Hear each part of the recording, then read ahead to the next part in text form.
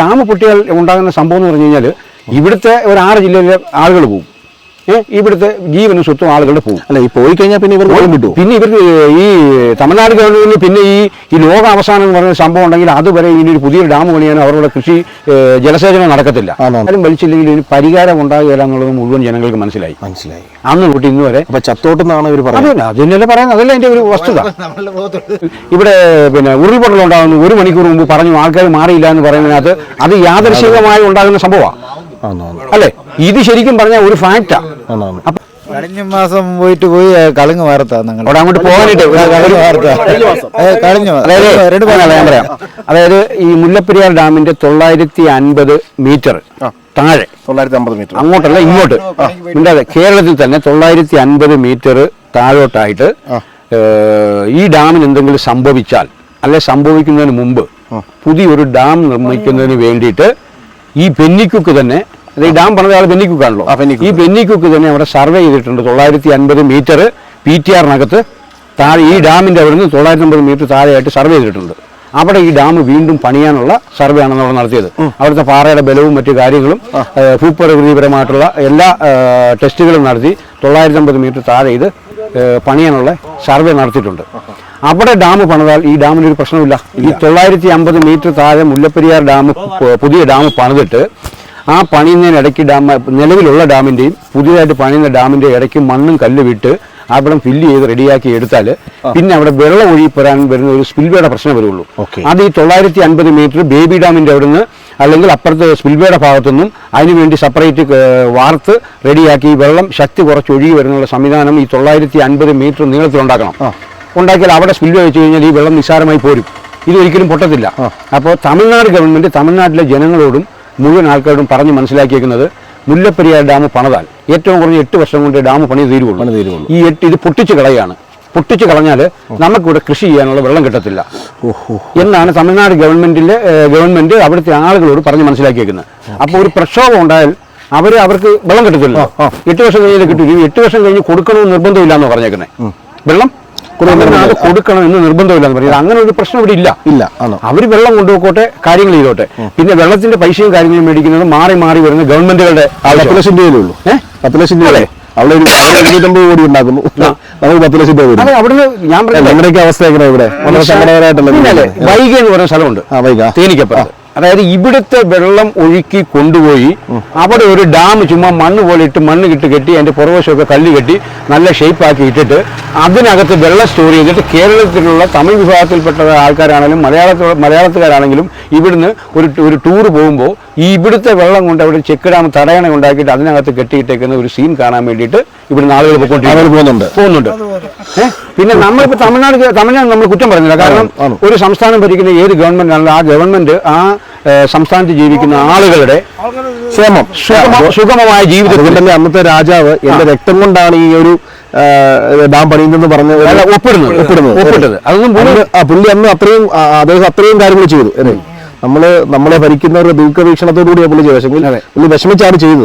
പക്ഷെ ഇപ്പൊ അതിപ്പോ വലിയ തൊല്ലയായിരിക്കും. ഇപ്പൊ ഇത് തന്നെ ഇപ്പൊ 6 ജില്ലയാണ് പോകുന്നത്. അറിയാം, വലിയ തൊല്ലയല്ല. അതിനകത്തെ കാര്യം ഞാൻ പറയാം. അതിനകത്ത് വളരെ വ്യക്തമായി പറഞ്ഞാൽ ഇപ്പൊ കേരള സംസ്ഥാനത്ത് ഏതെങ്കിലും എക്സോർവൈ ഇപ്പൊ 29 സംസ്ഥാനമുണ്ട് ഇന്ത്യയിൽ. ഈ 29 സംസ്ഥാനത്ത് എവിടെ ഒരു ഡാമിന്റെ പ്രശ്നം ഉണ്ടായാലും അവിടുത്തെ ജനങ്ങളുടെ ജീവനും സ്വത്തിനും ഭീഷണിയാവുന്ന ഒരു ഡാം ഉണ്ടെങ്കിൽ ആ സംസ്ഥാന ഗവൺമെന്റിന് അത് പണിയുന്നതിനുള്ള നിയമ സാധ്യത നമ്മുടെ ഇന്ത്യൻ ഭരണഘടനയിൽ വിഭാവനം ചെയ്തിട്ടുണ്ട്. അത് ചെയ്യാതെ തമിഴ്നാടുമായിട്ടോ അല്ലെങ്കിൽ മറ്റൊരു ഏത് തൊട്ടടുത്ത് കിടക്കുന്ന സംസ്ഥാനം ഏതാണ് ആ സംസ്ഥാനവുമായിട്ട് ആവശ്യമില്ലാത്ത കുറേ നിയമപരമായ കാര്യങ്ങൾ ക്രിയേറ്റ് ചെയ്തിട്ട് അതിപ്പം നമ്മുടെ കൈപ്പിടിയിലല്ല. ആദ്യം ഹൈക്കോടതി തമിഴ്നാട് അനുകൂലമായിട്ട് വിധി വന്നു. അത് കഴിഞ്ഞ് സുപ്രീം കോടതി പോയി കഴിഞ്ഞ് AG അതിനെക്കുറിച്ചൊരു റിപ്പോർട്ട് ഇറക്കി. ആ റിപ്പോർട്ട് അവർക്ക് അനുകൂലമാണ്. പക്ഷേ ഈ ഡാം പൊട്ടിയാൽ ഉണ്ടാകുന്ന സംഭവം എന്ന് പറഞ്ഞു കഴിഞ്ഞാൽ ഇവിടുത്തെ ഒരു 6 ജില്ലയിലെ ആളുകൾ പോകും. ഇവിടുത്തെ ജീവനും സ്വത്തും ആളുകളുടെ പോകും. അല്ല, ഈ പോയി കഴിഞ്ഞാൽ പിന്നെ ഇവർക്ക് ഈ തമിഴ്നാട് ഗവൺമെന്റിന് പിന്നെ ഈ ലോക അവസാനം എന്ന് പറയുന്ന സംഭവം ഉണ്ടെങ്കിൽ അതുവരെ ഇനി ഒരു പുതിയൊരു ഡാം പണിയാനോ അവരുടെ കൃഷി ജലസേചനം നടക്കത്തില്ല. അത് അവർ മനസ്സിലാക്കുന്നുണ്ടായി. അപ്പൊ ശരിക്കും പറഞ്ഞാൽ ഞാനിപ്പോ കോൺഗ്രസിനെയോ CPM-നെയോ BJP ഒന്നും ഞാൻ കുറ്റം പറയുന്നില്ല. കേരള സംസ്ഥാനം ഭരിക്കുന്ന ആളുകളുടെ പ്രസൻസിന്റെ കുഴപ്പം, അതുപോലെ ഉദ്യോഗ തലത്തിൽ ഉണ്ടായേക്കുന്ന ഒരുപാട് അഴിമതികളുണ്ട്. ചെയ്യേണ്ട കാര്യങ്ങൾ ചെയ്യേണ്ട സമയത്ത് ചെയ്യുക. അതിപ്പോൾ ഇവിടെ മുല്ലപ്പെരിയാർ ഡാമിനെ കുറിച്ച് ഒരു എൻക്വയറി വെക്കുക. ഇവിടുന്ന് വാട്ടർ അതോറിറ്റിയുടെയും ഇറിഗേഷൻ ഡിപ്പാർട്ട്മെന്റും ഒരുപാട് ആളുകൾ ഇവിടെ വന്നു പോകുന്നുണ്ട്. അതിനും ലക്ഷക്കണക്കിന് രൂപ ചെലവാ. ഈ വന്നു പോയിട്ട് എന്നാ പ്രയോജനം? മനസ്സിലായി. 76 തൊട്ട് ഇങ്ങോട്ട് ഇതിനെക്കുറിച്ച് പല നിരീക്ഷണങ്ങളും നടത്തുന്നുണ്ട്. അതിനൊക്കെ ഗവൺമെന്റ് ലക്ഷങ്ങൾ മുടക്കുന്നുണ്ട്. ലക്ഷങ്ങളല്ല, ഇപ്പൊ കോടികൾ മുടക്കുന്നുണ്ട്. പക്ഷെ അതിനൊന്നും ഒരു തീരുമാനമില്ല. അവർ വരുന്നു, അവരുടെ വണ്ടികൾ ഇവിടെ ഇടുന്നു. ഇത് PTR അതിന്റെ പേരിൽ അവരുടെ വണ്ടിക്കകത്ത് പോകാൻ പറ്റുന്നെങ്കിൽ ഫോറസ്റ്റിന്റെ വണ്ടിയെ കൊണ്ടുപോകുന്നു, അവരെ കാണിക്കുന്നു, വരുന്നു. അതിന്റെ മുഴുവൻ ചെലവുകളും കാര്യങ്ങളും അവർ എഴുതിയെടുക്കുന്നു എന്ന് പോകുന്നു. ശരിക്കും പറഞ്ഞാൽ ഈ മുല്ലപ്പെരിയാർ ഡാമിന്റെ വിഷയത്തിനകത്ത് ഉദ്യോഗ തലത്തിലുണ്ടാകുന്ന അഭാവവും അഴിമതിയുമാണ് ഇത് ഈ അവസ്ഥ വരെ, ഇന്നത്തെ ഈ ഒരു സ്ഥിതി വരെ ഉണ്ടാകാനുള്ള കാര്യം. കഴിഞ്ഞ പ്രാവശ്യം 3.6% ഇവിടെ ഭൂചലനം ഉണ്ടായി. ഇവിടെ 6.5% ഭൂചലനം ഉണ്ടായി. ഡാം പൊട്ടിപ്പോ. ഇതാണ് അവസ്ഥ. ഇപ്പൊ തന്നെ നമ്മൾ വയനാട്ടിലെ ഈ വിഷയത്തെക്കുറിച്ച് നമ്മൾ ആ സ്വപ്നത്തിൽ കണ്ട കാര്യമാണോ? അത് ശരിക്കും പറഞ്ഞാൽ ഒരു ടൂറിസം മേഖലയുടെ ഒരു ചെറിയ ലോകമായിരുന്നു. ഒന്നുമില്ല, നാമാവശേഷമായി. അല്ലെ? ആർക്കെങ്കിലും പറയാൻ പറ്റുന്ന കാര്യങ്ങളാണോ? അപ്പൊ ഇത് മുല്ലപ്പെരിയാർ ഡാം എന്ന് പറഞ്ഞാൽ കഴിഞ്ഞ 125 വർഷമായി ഇത് പണിതു. കഴിഞ്ഞ 70-60 വർഷക്കാലമായിട്ട് ഇതിന് ബലക്ഷയമുണ്ടെന്ന് ഇവിടെ ആളുകൾ നിരന്തരം ഇങ്ങനെ പറഞ്ഞുകൊണ്ടേയിരിക്കുക. അതിനൊരു പരിഹാരം ഉണ്ടാകാതെ ഭൂകമ്പം ഉണ്ടായി, അല്ലെങ്കിൽ ഇവിടെ ഉരുൾപൊട്ടൽ ഉണ്ടാകുന്നു 1 മണിക്കൂർ മുമ്പ് പറഞ്ഞു, ആൾക്കാർ മാറിയില്ല എന്ന് പറയുന്നതിനകത്ത് അത് യാദൃശ്ചികമായി ഉണ്ടാകുന്ന സംഭവമാണ്. അല്ലെ? ഇത് ശരിക്കും പറഞ്ഞാൽ ഒരു ഫാക്റ്റാ. അപ്പൊ അതിനെതിരെ നിയമപരമായി നടപടി നടത്താതെ, അല്ലെ അതിന്റെ നിർമ്മാണ പ്രവർത്തനവുമായി ബന്ധപ്പെട്ട് കാര്യങ്ങൾ ചെയ്യാതെ നമ്മളിങ്ങനെ ആരോട് വാർത്തകൾ പറഞ്ഞിട്ട് എന്താ കാര്യം ഇരിക്കുന്നത്? എന്തെങ്കിലും ഉണ്ടോ? ചേട്ടൻ ഇപ്പൊ എത്ര വർഷമായി കേൾക്കുന്നത് ഇത് പൊട്ടും എന്ന് പറഞ്ഞാൽ എനിക്കൊക്കെ ഒരു 9 വയസ്സുള്ള സമയത്താണ് ആദ്യമായിട്ട് ഇതിനെക്കുറിച്ചൊരു സമരം ഇവിടെ. അത് 1967-70 13 വയസ്സുള്ളപ്പോഴാണ്. 1980-ലാണ് ഈ മുല്ലപ്പെരിയാർ ഡാമിന് എതിരെ ഒരു മുഴുവൻ ആളുകളെ സംഘടിപ്പിച്ചുകൊണ്ടൊരു സമരം ഇവിടെ നടക്കുന്നത്. അതുകൊണ്ട് ഇങ്ങോട്ട് എല്ലാ മഴക്കാലത്തും വെള്ളം പൊങ്ങുമ്പോഴെല്ലാം മുഴുവൻ ഇവിടെ സമരം നടത്തിക്കൊണ്ടിരിക്കുക. ഇപ്പൊ ഈ കഴിഞ്ഞ ഒരു 3-4-5 വർഷക്കാലമായിട്ട് സമരമില്ലാത്തതുള്ളൂ. എങ്ങനെ ജനങ്ങളെ സംഘടിച്ചുള്ള സമരമില്ലാത്തുള്ളൂ. ഞങ്ങളിവിടെ മുല്ലപ്പെരിയാർ ഡാമിന് മുട്ടുകൊടുക്കൽ എന്ന് പറഞ്ഞൊരു പരിപാടി നടത്തി. അതിന്റെ കൺവീനർ ഞാനായിരുന്നു. എന്ന് പറഞ്ഞാൽ ശരിക്കും ഭയങ്കരമായ ആളുകൾ അതിനകത്ത് പങ്കെടുത്ത പരിപാടിയാണ്. ഞങ്ങൾക്ക് മൈക്ക് സാക്ഷൻ പോലും തന്നില്ല ഇത് നടത്തുന്നതിന് വേണ്ടിയിട്ട്. അങ്ങനെ ആ സമരം തുടങ്ങി ഞങ്ങളുടെ പന്തൽ കെട്ടി മുല്ലപ്പെരിയാർ സമരസമിതി എന്ന് പറഞ്ഞൊരു കൗൺസിൽ ഫോം ചെയ്തിട്ട് കുറെ കാലം ഒരു 10-100 ചില്ലുവാൻ ദിവസം ഞങ്ങളുടെ പന്തൽ കെട്ടിയ സമര പരിപാടി ഇതേ സ്ഥലത്ത് തന്നെ ഞങ്ങളുടെ നിരാഹാര സമരവും മറ്റു പരിപാടികളെല്ലാം നടത്തി 100 ചില്ലുവാൻ ദിവസം നിന്നു. 100 ചില്ലുവാൻ ദിവസം അത് നിന്ന് കഴിഞ്ഞപ്പോഴത്തേനും കുറെ രാഷ്ട്രീയ പാർട്ടിയുടെ നേതാക്കന്മാരെല്ലാം ഇവിടെ വന്നു, ഞങ്ങളുമായി സംസാരിച്ചു. ഉടനെ ഇതിന് പരിഹാരം ഉണ്ടാകും എന്ന് പറഞ്ഞു. ആ സമരം അങ്ങ് പിൻവലിച്ച് എല്ലാവരും മാറിക്കഴിഞ്ഞപ്പോൾ ഇതിന് പിൻവലിച്ചാലും വലിച്ചില്ലെങ്കിൽ ഇതിന് പരിഹാരം ഉണ്ടാകുകയില്ല എന്നുള്ളത് മുഴുവൻ ജനങ്ങൾക്ക് മനസ്സിലായി. അന്ന് തൊട്ട് ഇന്ന് വരെ ചത്തോട്ടെന്നാണ് ഇവർ പറയുന്നത്. അതിനല്ലേ പറയുന്നത്, അതല്ല എൻ്റെ ഒരു വസ്തുത, അതല്ലേ. അപ്പൊ ഇപ്പോഴും എന്നിട്ട് ഒരു 7 വർഷം മുമ്പ് ഞങ്ങളിങ്ങനെ ഈ സമരസമിതിയുടെ ഫോം ചെയ്ത് സമരം നടത്തിക്കൊണ്ടിരിക്കുന്ന സമയത്ത് രാത്രി ഒരു 9 മണിയായപ്പോൾ 5 JCB ഇവിടുന്ന് മുല്ലപ്പെരിയാർ ഡാമിലേക്ക് പോകാനെന്ന് പറഞ്ഞ് കയറി വന്നു കഴിഞ്ഞപ്പം എനിക്ക് അവിടെ നിന്ന് ഫോൺ വന്നു, ഇന്നപോലെ സംഭവം എന്ന് പറഞ്ഞു. ഞങ്ങൾ പോയി വണ്ടി തടഞ്ഞതിൻ്റെ തൊട്ട് പുറകെ പീരുമേട് തഹസിൽദാരും ഇടുക്കി കളക്ടറും ഇവർ കുറേ ആൾക്കാർ രാത്രി വണ്ടിയായിട്ട് വന്നു. അത് വണ്ടി കടത്തിവിടുന്നില്ല, നിങ്ങൾ ഇവർ കേസെടുക്കുന്നു. ഞാൻ പറഞ്ഞു എന്തിനാണ് വണ്ടി കടത്തിവിടുന്നത്? ഇതിന്റെ കാര്യം എന്നറിയോ? അതിന്റെ 2 ദിവസം കഴിഞ്ഞാൽ മുല്ലപ്പെരിയാർ ഡാമിന്റെ വിധി സുപ്രീം കോടതിയിൽ പറയുകയാണ്. അന്ന് ജയലളിതയാണ് അവിടുത്തെ മുഖ്യമന്ത്രി. സുപ്രീം കോടതിയിൽ ഇതിന്റെ വിധി പറയുമ്പോൾ എന്താ ചെയ്യുന്നത്? ഇതിന്റെ ലൈവ് വീഡിയോ എടുത്തിട്ട്, അതായത് ഈ ഡാമിൽ പോയി JCB വെള്ളത്തിൽ ഇറങ്ങി പണിയുന്നത് കാണിച്ചിട്ട് സുപ്രീം കോടതിയെ തെറ്റിദ്ധരിപ്പിച്ച് തമിഴ്നാട് അനുകൂലമായിട്ടൊരു വിധി ഉണ്ടാക്കാൻ വേണ്ടിയിട്ട് നമ്മുടെ ഇവിടുത്തെ തഹസിൽദാരും കളക്ടറും എല്ലാം രാഷ്ട്രീയ പാർട്ടിക്കാരെയൊക്കെ നമ്മളെ പൂർണ്ണമായി പറയാൻ പറ്റില്ല, കുറെ പേരൊക്കെ സമ്മതിക്കാത്തുണ്ടായിരുന്നു. കുറെ ആളുകൾ ചേർന്നിട്ട് ഈ വണ്ടി കൊണ്ട് ഞങ്ങൾ തടഞ്ഞ് പറ്റിയില്ലെന്ന് പറഞ്ഞു. അത് ഞങ്ങൾ തന്ന് മരിച്ചു ഒരു CITന്റെ ഒരു ലോക്കൽ കമ്മിറ്റി സെക്രട്ടറി ഉണ്ട്, AB ജോസഫ് എന്ന് പറഞ്ഞ കക്ഷി. ആ പുള്ളി ഞാനും എല്ലാം കൂടെ ഞങ്ങൾ ഇവിടുന്നൊരു വണ്ടി വിളിച്ച് നിങ്ങൾ അവിടെ പോരെ, അവിടെ വന്നിട്ട് അനധികൃതമായ ഒരു പരിപാടിയും ചെയ്യുന്നതെന്ന് പറഞ്ഞ് അവിടെ ചെന്നപ്പോൾ സംഭവന ഈ സ്പിൽവേക്കകത്ത് കിടന്ന മണ്ണില്ലേ, ആ മണ്ണുകൾ വീണ്ടും വലിച്ച് അടുപ്പിച്ചുകൊണ്ടിരിക്കുക. അപ്പോൾ ഇത് ലൈവ് എടുത്തിട്ട് സുപ്രീം കോടതിക്ക് പിറ്റേന്ന് തെളിവ് കൊടുക്കാനായിട്ടാണ് ഈ പരിപാടി. മനസ്സിലായോ? എന്ന് പറഞ്ഞാൽ ഇതിന്റെ ബലക്ഷയം ഇല്ല. ഇനി അഥവാ ഉണ്ടെങ്കിൽ പോലും അത് ബലപ്പെടുത്തുന്നതിനുള്ള പണികൾ ഞങ്ങളവിടെ ചെയ്തുകൊണ്ടിരിക്കുകയാണ്. സുപ്രീം കോടതിയെ തെറ്റിദ്ധരിപ്പിക്കാൻ വേണ്ടിയാണ് ഈ പരിപാടി ചെയ്തത്. അപ്പൊ നമ്മുടെ ഈ കേരള സംസ്ഥാനത്ത് കയറി വന്നിട്ട് കേരള സംസ്ഥാനത്തിരിക്കുന്ന ഒരു ഡാം, അതിന്റെ ഓണർഷിപ്പ് ആരുടെ ആകട്ടെ, അപ്പോൾ ഇവിടെ കയറി വന്നിട്ട് ഇത്തരം കാര്യങ്ങൾ മോശമായി എടുത്ത് സുപ്രീം കോടതി ധരിപ്പിക്കുക എന്ന് പറഞ്ഞാൽ നമ്മുടെ ഇവിടുത്തെ നിയമ സംവിധാനങ്ങളും നമ്മുടെ ഉദ്യോഗസ്ഥന്മാരും അല്ലെ ഇവിടുത്തെ രാഷ്ട്രീയ പാർട്ടിക്കാരും ഒക്കെ എന്ത് ചെയ്തിട്ടായത്? നമ്മളാരും കുറ്റം പറയുന്നൊന്നുമില്ല. പക്ഷെ ഇതിന്റെ ഒരു ദുരന്തത്തിന്റെ ഒരു ഭീകരത മനസ്സിലാക്കണം. ഇപ്പൊ മുണ്ടക്കയും എല്ലാം കണ്ടപ്പോൾ തന്നെ ജനങ്ങൾക്ക് മനസ്സിലായി അല്ലേ? അതുപോലെ തന്നെ മനസ്സിലായി. അതുപോലെ തന്നെ തമിഴ്നാട് ഗവൺമെന്റ് ആശങ്ക വേണ്ടെന്നാണ് പറയുന്നത്. അതെ, അത് പറയും. അതുപോലെ തന്നെ ഈ വെള്ളം ഇപ്പൊ ഈ തമിഴ്നാട്ടിൽ കൊണ്ടുവന്ന വെള്ളമില്ല, ആ വെള്ളം അവരോട് കൃഷി ചെയ്തോട്ടെ. പക്ഷേ ഇതൊരു പരിധിയിൽ കൂടുതൽ ഡാമിന്, മുല്ലപ്പെരിയാർ ഡാമിന് താങ്ങാൻ പറ്റാത്ത ഒരു അവസ്ഥയിലായാൽ ആ വെള്ളം ഇവിടെ കൊണ്ടുവരാനുള്ള വേറെ മാർഗങ്ങളുണ്ട്. ഇവിടെ എന്ന് പറഞ്ഞാൽ ഈ കഴിഞ്ഞ വേനയ്ക്കെന്ന് പറഞ്ഞു കഴിഞ്ഞാൽ ഏറ്റവും കുറഞ്ഞതൊരു 1500-2000 ഏക്കർ സ്ഥലം നമ്മുടെ ഈ വെള്ളക്കടവ് പ്രദേശത്ത് തന്നെ കൃഷിഭൂമികൾ, ഏലത്തോട്ടങ്ങൾ നശിച്ചു പോയിട്ടുണ്ട്. എന്തുകൊണ്ടാണെന്നറിയോ? വെള്ളമില്ലാതെയാ. ഈ കഴിഞ്ഞ വേനൽക്കാലത്ത് ഈ ചെടിക്ക് വെള്ളം കൊടുക്കാൻ പറ്റാത്ത അവസ്ഥയിലൂടെ ആയിരക്കണക്കിന് ഏക്കർ സ്ഥലത്തെ ഏലം നഷ്ടപ്പെട്ടു പോയിട്ടുണ്ട്. മനസ്സിലായി. ഈ വെള്ളം ഇവിടുന്ന് കോഴിക്കാണെന്ന് പറഞ്ഞ സ്ഥലമുണ്ട്. അതുവഴി ഈ വെള്ളം കൊണ്ടുവന്ന് ഇവിടെ കൊണ്ടുവന്ന് സ്റ്റോർ ചെയ്തിട്ട് ഇവിടുന്ന് ഒരു മോട്ടോർ വെച്ച് അടിച്ച് ഇതിൻ്റെ ഏറ്റവും ടോപ്പായ ഒരു മലയിൽ കയറ്റിയിട്ട് അവിടെ ഒരു ടാങ്ക് വന്നിട്ട് കയറ്റിയിട്ട് ഈ വേനൽക്കാലത്ത് ഈ കർഷകന് ഈ കൃഷി ചെയ്യുന്നതിനുള്ള സൗകര്യം ഉണ്ടാക്കാനുള്ള എല്ലാ സംവിധാനം ഇവിടെ ഉണ്ട്. അതിനുള്ള ഏരിയ ഉണ്ട്. ഞങ്ങൾക്കറിയാം ഏത് സ്ഥലത്തൂടെ പോയി എങ്ങനെ അതിലെ പണിയണമെന്നതിനെ കുറിച്ച് ഇവിടുന്ന് തുറങ്കു അടിച്ച് അങ്ങോട്ട് പോകണം. ഇവിടുത്തെ പണി തീർത്ത് പോയി അവിടെ ചെന്ന് കഴിഞ്ഞാൽ ബേബി ഡാമിൻ്റെ അവിടെ ചെന്ന് കയറുന്ന സ്ഥലത്ത് ഈ വെള്ളം ചോർത്തിക്കൊണ്ടുവരാനുള്ള സംവിധാനങ്ങളുണ്ട്. അപ്പം കേരള ഗവൺമെന്റ് ചെയ്യുന്ന ഇവിടെ 1-2 ചെക്ക് ഡാമുകൾ പണിയണം, ഒരു 10 വാട്ടർ ടാങ്കുകൾ പണിയണം. ഈ വാട്ടർ ടാങ്കിനകത്ത് വെള്ളം അടിച്ച് കയറ്റിയാൽ പിന്നെ ആ വെള്ളം തിരിച്ച് കൃഷിക്ക് കിട്ടുന്നതിന് അത് ഡെലിവറിയാണ്. അതിന് കറണ്ടിൻ്റെ ആവശ്യമില്ല. ഇവിടുത്തെ കർഷകൻ എന്തെല്ലാം പ്രയോജനം ഉണ്ടാവും, എന്ത് ഗുണമുണ്ടാവും? ഇവിടുത്തെ കഴിഞ്ഞ പ്രാവശ്യം ഏലം ഉണ്ടായിരുന്ന ആൾക്കാരെല്ലാം കംപ്ലീറ്റ് ഏലം ഉണങ്ങിപ്പോയിട്ട് ഇപ്പോൾ അവനെ കയറി തെണ്ടി നടക്കുക. കംപ്ലീറ്റ് ഏലം വെയിലുകൊണ്ട് കരിഞ്ഞു പോയി.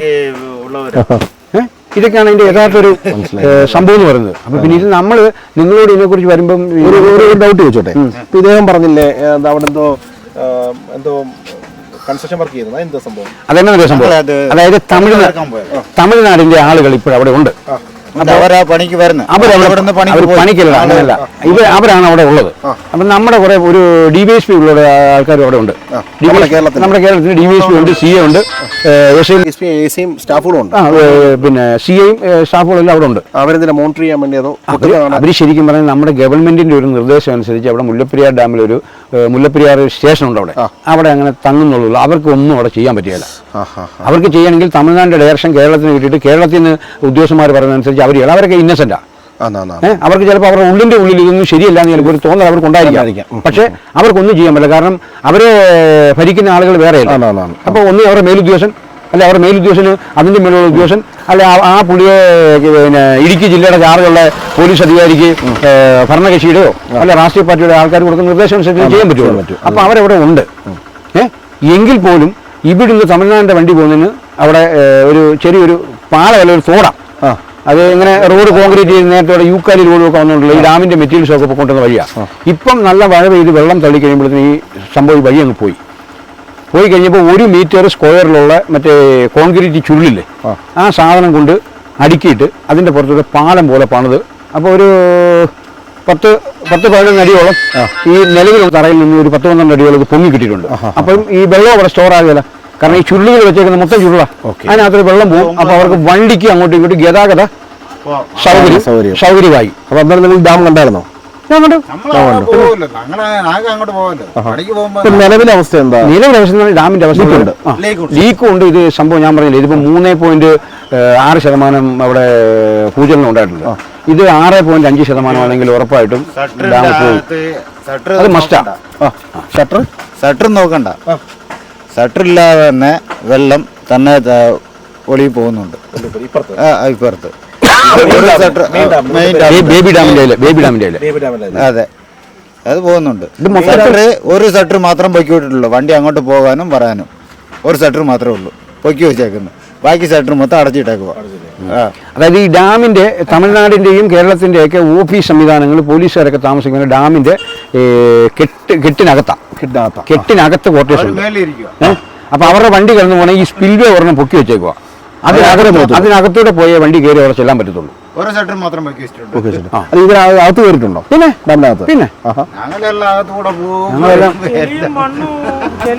നേരത്തെ ഡാം കാണാൻ നമുക്ക് പോകാൻ പറ്റുമായിരുന്നു. ഇപ്പൊ ഈ തമിഴ്നാടും കേരളത്തിൽ ഒരു ഇഷ്യൂസ് ഉള്ളതിന് പേര് വിടുകയല്ല.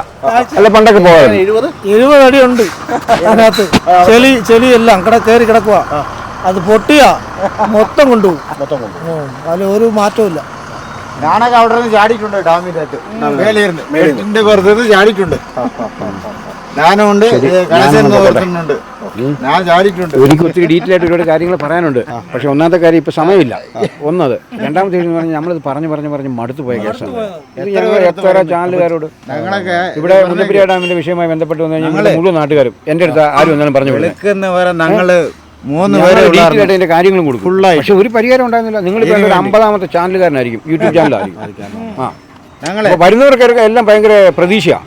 ഞങ്ങൾ പരിഹാരം ഉണ്ടാക്കും എന്ന് പറഞ്ഞാൽ ഭയങ്കര പ്രതീക്ഷയാണ്. പക്ഷെ ഇത് നിസ്സാരമായി ഞാനീ പറഞ്ഞത് ഈ ആ ചാലില്ലേ, അത് ചാലൊന്നും വെട്ടിവിട്ടിട്ട് കാര്യമില്ല. ചാല് വെട്ടിട്ടുണ്ട്, അതായത് വെള്ളം സ്ഥിരമായിട്ട് ഒഴുകി കഴിയുമ്പോൾ മുന്നേ സർവേ ചെയ്ത അവിടെ ഒരു ഡാം പണിഞ്ഞാൽ മാത്രം മതി അല്ലേ? മതി. ഒന്നുകിൽ അവിടെ പണിയാം. അത് തമിഴ്നാടുമായി ആ ഒരു ബന്ധമുള്ള കേസല്ല, അവരുടെ പെർമിഷൻ ആവശ്യമില്ല അവിടെ പണിയുന്നതിന്. കേരളത്തിലെ സ്ഥലത്തിന് പണിയാൻ മതിയല്ലോ. പിന്നെ അത് കേന്ദ്ര വനം പരിസ്ഥിതി മന്ത്രാലയത്തിന്റെ അനുവാദം വേണം. അത് ഇത്രയും ജനങ്ങൾ ഇവിടെ വനം എന്തിനാ? അല്ല, നമ്മളൊക്കെ ടാക്സ് കൊടുക്കാത്തവരാണല്ലോ, അതുകൊണ്ടല്ലേ. ടാക്സിന്റെ അല്ല പ്രശ്നം. ഇവിടെ വനവും മൃഗവും എല്ലാം സംരക്ഷിക്കപ്പെടുന്നത്. അതായത് അത് ശരിക്കും ഇവിടുത്തെ ജൈവ വൈവിധ്യം പരിപാലിക്കപ്പെടേണ്ടത് മനുഷ്യന്റെ ജീവൻ നിലനിൽക്കാൻ വേണ്ടിയിട്ടാണ്. നിയമം മൊത്തം മനുഷ്യന് വേണ്ടിയിട്ടുള്ളതല്ലേ? അപ്പോൾ ഇത്രയും മനുഷ്യൻ ഈ 6 ജില്ലകളിൽ 7-8 ലക്ഷത്തോളം വരുന്ന ജനങ്ങളുടെ ജീവനും സ്വത്തിനും ഭീഷണിയായിരിക്കുന്ന ഡാം പണിയായിട്ട് അതിനകത്ത് പെരിയാർ ടൈഗർ റിസർവ് ആയിക്കോട്ടെ, അല്ലെങ്കിൽ പിന്നെ ഇരവികുളം നാഷണൽ പാർക്കായിക്കോട്ടെ, എവിടെ വേണമെങ്കിലും ഈ ജനങ്ങളുടെ ജീവൻ സംരക്ഷിക്കാൻ വേണ്ടിയല്ലേ ഈ പണികൾ ചെയ്യുന്നത്. അപ്പോൾ ജനങ്ങൾക്കാണല്ലോ ഇവിടെ ഏറ്റവും വലിയ പ്രാധാന്യം. ഇവിടെ മരം ഉണ്ടെങ്കിൽ മാത്രമേ അന്തരീക്ഷത്തിൽ വായു ഉൽപ്പാദിപ്പിക്കപ്പെടത്തുള്ളൂ. ഒരാൾക്ക് ശ്വസിക്കണമെങ്കിൽ 14 പൂർണ്ണമായ മരമുണ്ടെങ്കിൽ എനിക്ക് നിങ്ങൾക്കും കൂടെ പരസ്പരം ആശയവിനിമയം നടത്തണമെങ്കിൽ 14 പൂർണ്ണമായ മരമുണ്ടെങ്കിൽ മാത്രമേ നമുക്ക് അന്തരീക്ഷത്തിൽ 70% വായു ഉണ്ടാകുന്നുള്ളൂ. 30% കടലും 70% കരയുമാണ് നമുക്ക് തരുന്നത്. അപ്പോൾ ഇവിടെ മരം സംരക്ഷിക്കണം, വനം സംരക്ഷിക്കണം, ഇതൊക്കെ ആവശ്യമാണ്. പക്ഷേ ഇതിലൊക്കെ ഉപരി ഇതിനെ പ്രൊട്ടക്ട് ചെയ്ത് നിർത്തുന്നത് മനുഷ്യന് സുഖമായി ഇവിടെ ജീവിക്കാൻ വേണ്ടിയിട്ടാണ് ഈ വനത്തിനെയും മരത്തിനെയും ജൈവ വൈവിധ്യത്തൊക്കെ പരിപാലിക്കാൻ പറയുന്നത് അല്ലേ? ഇവരിപ്പോ തന്നെ കാണിച്ചേക്കുന്നത് എന്താ? മരം മൊത്തം വെട്ടി 8000 ഏക്കറിലെ മരം മൊത്തം വെട്ടി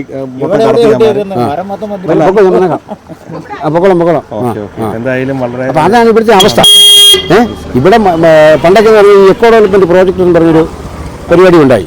അതിന് മുമ്പൊക്കെ എന്ന് പറഞ്ഞാൽ ഇവിടെ കിടക്കുന്ന ആളുകൾ ഈ മരത്തിന്റെ കടുവപ്പട്ട അടിച്ചും മരം വെട്ടിക്കൊടുത്തും കാട്ടിക്കയറി മൃഗങ്ങളെ വേട്ടയാടിയും അല്ലെങ്കിൽ കടുവയും ചെന്നായും പിടിക്കുന്ന മൃഗങ്ങളുടെ ഇറച്ചി പുറത്ത് കൊണ്ട് കൊടുത്തുമൊക്കെ ജീവിച്ച ആളുകളാണ്. ഇപ്പോൾ 1996 government order number GO number 427/96 എന്ന് പറഞ്ഞ് എക്കോ ഡെവലപ്മെൻറ്റ് പ്രോജക്റ്റ് ഉണ്ടാക്കി.